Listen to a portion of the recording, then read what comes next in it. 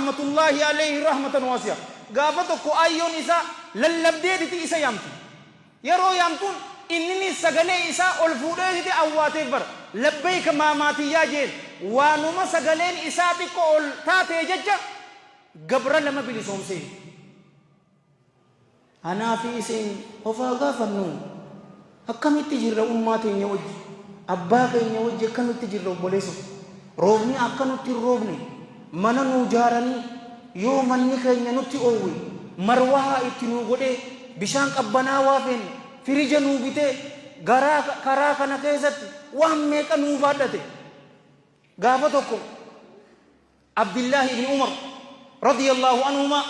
gurbaa yamanticha tokko agare ayyoo isaa duuda isaa gubbaa kaayyatee ka'abaadhaan kanaan na'u agare wal hadithu rawahu al-imam al-Bukhari fi al-adab al-mufrad allamatul albani riwayantun sahiha jeen rahmatullahi alayhi ma rahmatan wasi'a gurbaan yamantichi kun ayyoo isaa duudarra kaayyatee diti xawaafatti jiran ammas walaloo godhe ani ayyoo tiyyaaf gaalaan tahee yoom mucucaadde anaan mucucaata malee ayyoon tiyya mucucaattee narraa hin kuftuu je'eetiti eegana yaa ilma Umar haqa isii kaniin galche sitti ni fakkaataa hii je'ee gaafateen ammaan tana barra feesbuukii gubbarratti ni agarraa bar gurbaa ummaasaa duudarra kaayyatee karaa hajjii deemuun kaniin kafaleef sitti ni fakkaataa hii jennaanini yeroo takka yeroo cimummuu san hin agarre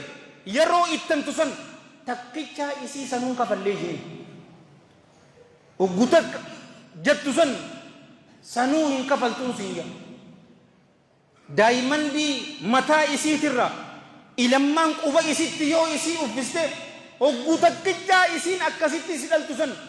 san hin deebistuun isin hin jaa tahafte gubbarratti wajji ilaalla anis kanin dubbadhe sillee warra dhaggeeffate warra dalagatu rabbiin waa godhu yoon hin dhugaa qunname rabbiin raayi yoo dogoggore hammeenya nafseetii yaati fi sheexaana raayi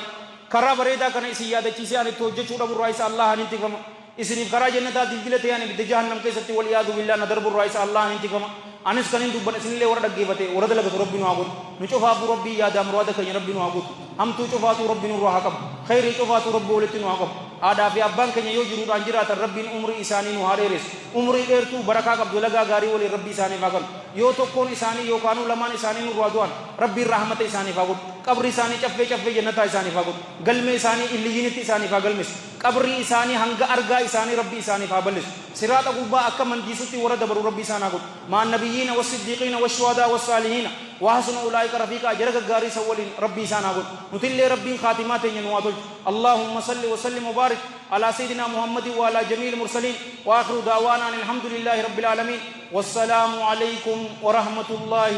وبركاته.